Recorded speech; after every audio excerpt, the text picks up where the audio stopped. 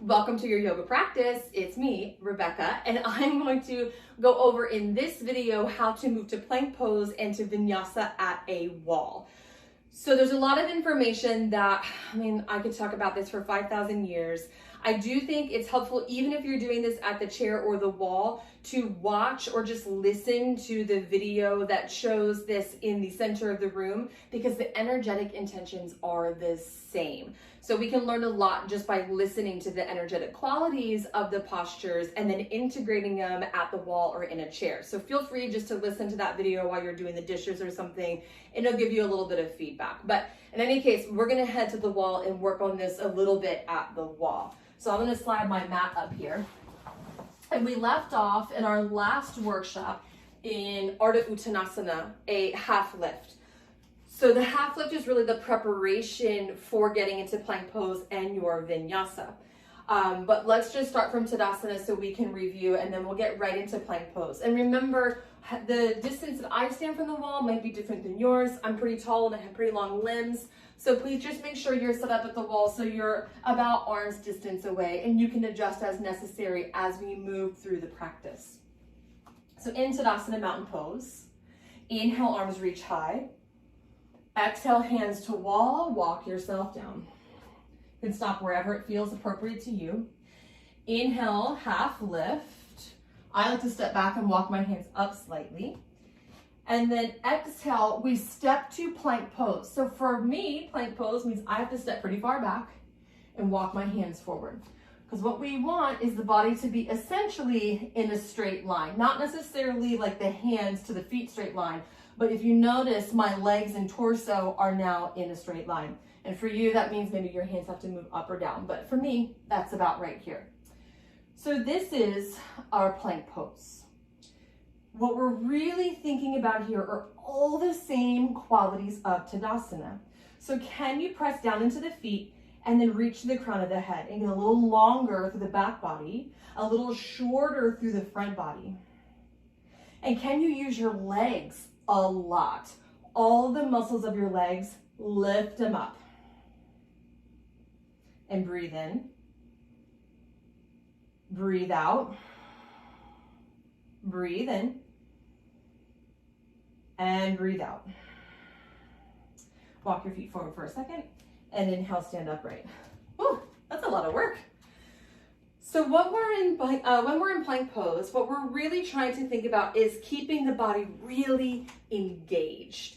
So the front of the body shortens, the back of the body lengthens. So we're getting long from front to back of room rather than top to bottom of room. So in Tadasana, we talked a lot about getting long from top to bottom. In plank pose, it's the same work. We're just getting long from the front to back of room. We're changing the orientation to gravity. In terms of where to place the hands, in high or low as you need for your body, but we also want to think about the hands. You might hear a lot of yoga teachers say the wrist creases in this case would be facing up.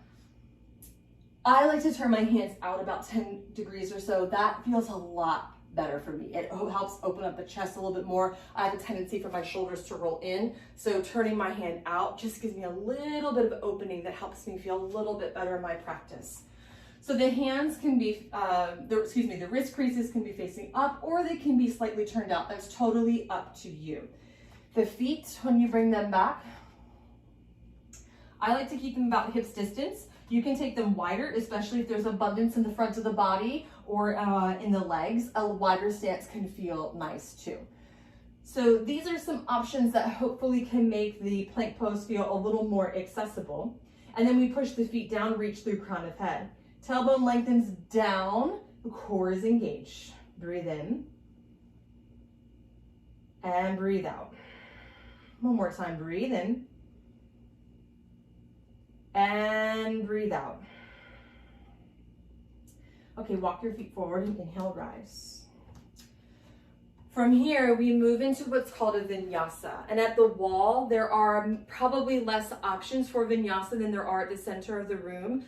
But actually, if you do enough of these wall vinyasas, your triceps are going to be so strong because they're essentially wall push-ups. So we come from Tadasana. We'll do it together. Inhale, arms reach high.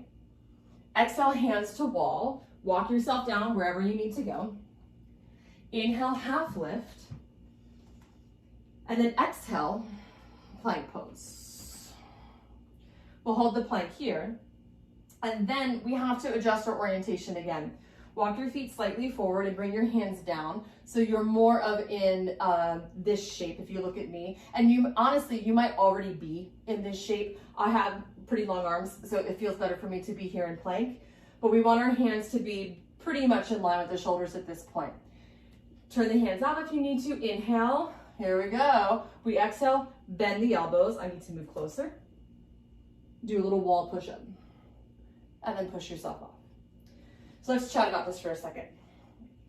Chaturanga, it's not a push-up in the sense, so we see push-ups a lot with the elbows going out.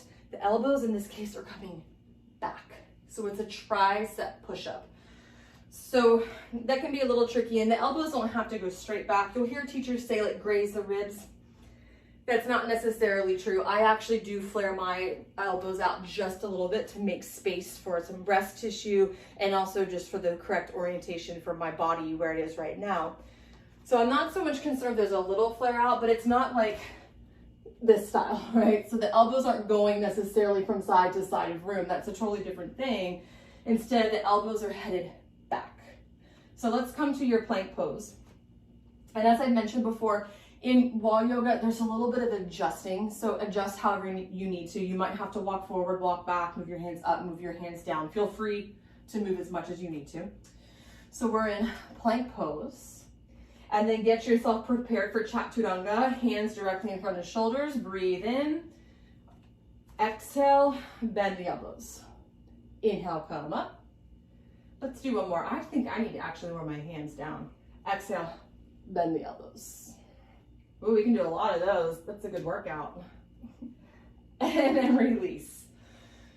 So when we're doing it on the ground, there's a lot of conversation about making sure the hands are underneath of the shoulders and like tilting forward, all this action. It's not that we're not doing that on the wall. The difference is the wall is a lot more forgiving. So if you are listening to other tutorials about Chaturanga and it feels like you maybe aren't incorporating it into the wall correctly, that's probably not the case. There's just a little bit more freedom here because it is to have your hands like this in a plank pose on the ground, you're gonna slide and hit your face, not so much at the wall. So again, feel free to modify and take the options that you need. Let's come to our plank pose one more time. Be nice and strong through the legs. Inhale, adjust the feet if you need to. Exhale, bend the elbows. Inhale, press yourself up. And exhale, release. If this is a lot in the arms, a lot in the wrists, you can skip it and go right into downward facing dog, which we're going to talk about in another tutorial. So if this isn't working for you, no problem. The good news is you don't have to do anything you don't want to do in your yoga practice.